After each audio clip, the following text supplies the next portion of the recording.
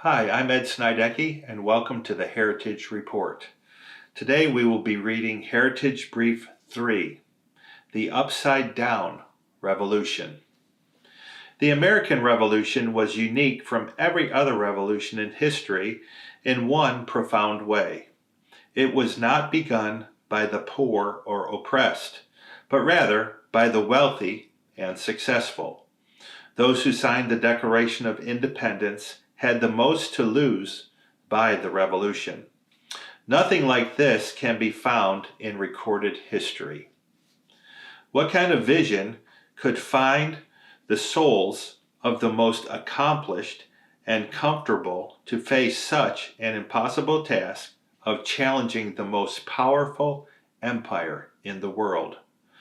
When they declared that they would sacrifice their lives, their fortunes, and their sacred honor, it was almost certain that they would pay that price. Almost no one in the world gave them a chance of success. So what inspired such brilliant and accomplished people to do this? Many in history had wanted liberty enough to fight for it. A measure of freedom was something gained, but with every previous revolution, the liberty was quickly lost. What makes the American Revolution and the republic it birthed different so that it has now been sustained for centuries? The answer to these questions was summed up by the brilliant French statesman and historian Alexis de Tocqueville by what he called American exceptionalism. To be exceptional does not necessarily mean smarter or even better, but different. America was different than any other place on earth at the time. And the American Revolution was not like any before or since. Understanding how America is unique is essential to understanding what could birth a government like the world had never seen before and sustain it for as long as it has. To continue as a republic, we must moor ourselves once again to what made and kept it until now. We must recover the depth of wisdom and vision that the American patriots had for liberty, which enabled them to prevail against seemingly impossible odds. The American founders were all influenced by a new wave of political philosophers, John Locke being the foremost. As brilliant and revolutionary as their ideas were, it was not enough. There was a factor added that was essential for elevating it to become such a transcendent vision. This was birthed out of the Great Awakening that had swept through the colonies in the decades preceding the Revolution.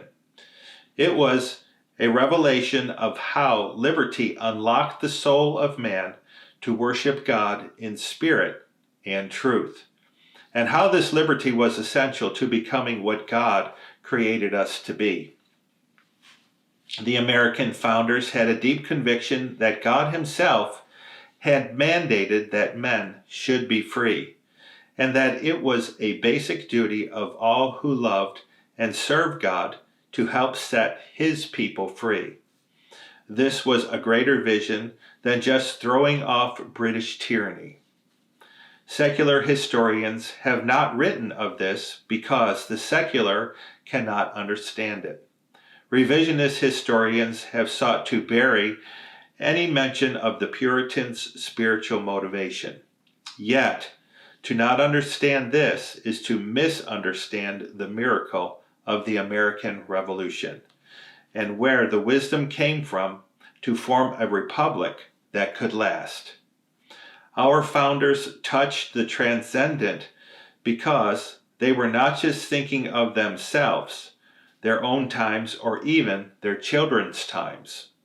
They could see far into the future, and they laid out guidelines to help future generations navigate through the opposition challenges, and crises that they knew would surely come.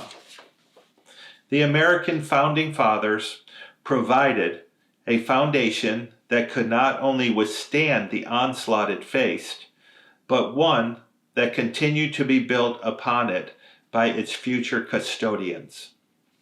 They built into the framework of this republic brilliant methods to correct mistakes and a flexibility to seize new opportunities while maintaining the core values of liberty and justice for all. Many of these provisions have been removed from our government by activist judges and politicians willing to ignore the Constitution. This has pushed the Republic to the point of tottering on the edge of a precipice of destruction. They must be recovered, or we will not last much longer. Our founders sailed into uncharted waters, and so they did not have maps for navigating the challenges to come. They understood that they had not just challenged the mighty British Empire, but the foundations of every other government in the world. To do what they did is one of the greatest sociological and political miracles ever, not to mention the military miracles. We can and must learn from them. The eagle is the national bird of the American Republic. It has been said that the eagle may be one of the only creatures in nature that actually likes storms.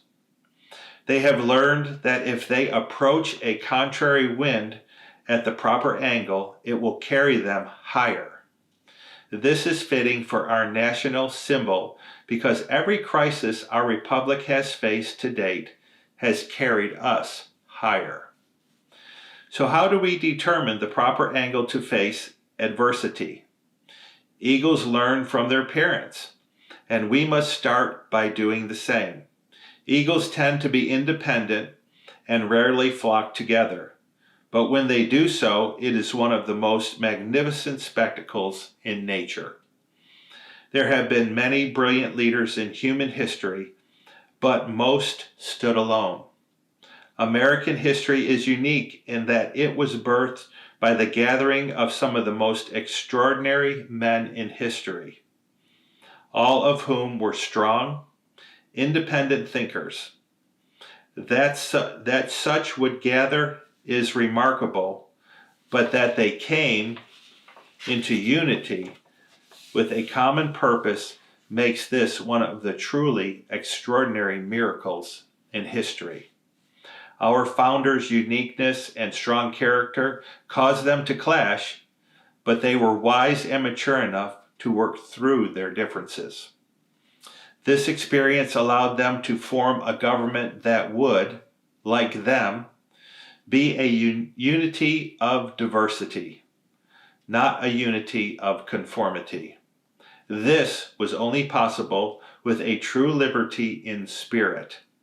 One can only come from the truth that sets us free. For such an extraordinary group to have lived at the same time and in the same country defies mathematical possibilities for coincidence.